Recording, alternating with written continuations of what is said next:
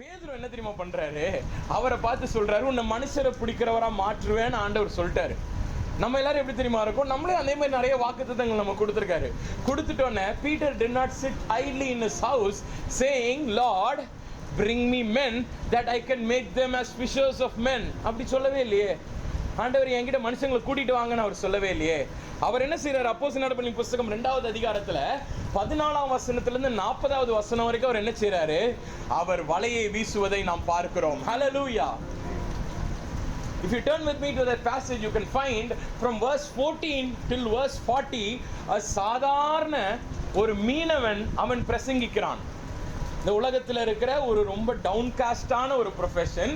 அப்படி இருக்கும்போது பார்த்தீங்கன்னா அவருடைய லைஃப்பை பார்த்தீங்கன்னா he was not even educated at that point.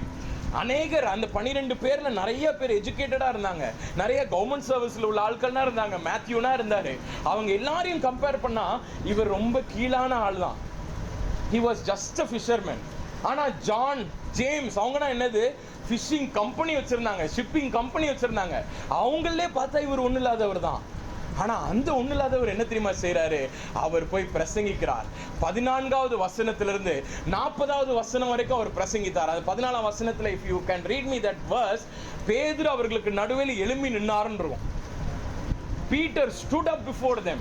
எல்லாரும் நிற்கிறாங்க. அங்கே John he didn't stand up, James he didn't stand up, but what happened to Peter? He stood up before them.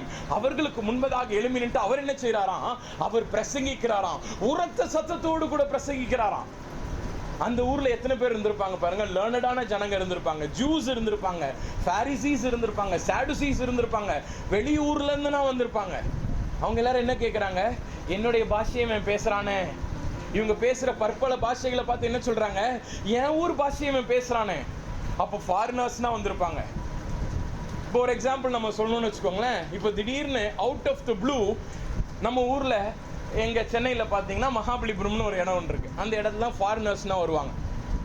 திடீர்னு அங்கே போயிட்டு ஒரு சாதாரண ஒரு ஃபிஷர்மேன் ஒருத்தன் வெளியில் வந்துட்டு நல்லா இப்படி கையில் வந்து ஒரு நெட்டை தூக்கிட்டு வந்துட்டு அவன் எழும்பி பிரசங்கிக்க ஆரம்பித்தான்னா, will any foreigner come and stand and say, oh wow, what a beautiful preaching அப்படின்னு யாராவது வந்து நிற்பாங்களா? ஆனால் இதில் நின்னாங்க. 3000 பேர் ரட்சிக்கப்பட்டார்கள். Hallelujah. 3000 people. When I was reading this, ஒவ்வொரு தடையும் வாசிக்கும் போது நான் ஆச்சரியப்படும். அவர் அதில் பேசினது ஒன்றும் பெரிய தியாலஜி பேசல. அவர் 14ஆம் வசனத்திலிருந்து 40 வசனம் வரைக்கும் அவர் ஹோலி ஸ்கிரிப்சர்ஸ்ல உள்ளது அவர் பேசல, தோரால உள்ளது அவர் பேசல, இதுக்கு முன்னாடி மோசேயின் நாட்கள்ல நடந்தது அவர் பேசல. அவர் பேசினது என்னது? இயேசுவானவர்னு ஒருத்தர் இருந்தாருங்க. அவர் இந்த பூமிக்கு வந்தாருங்க.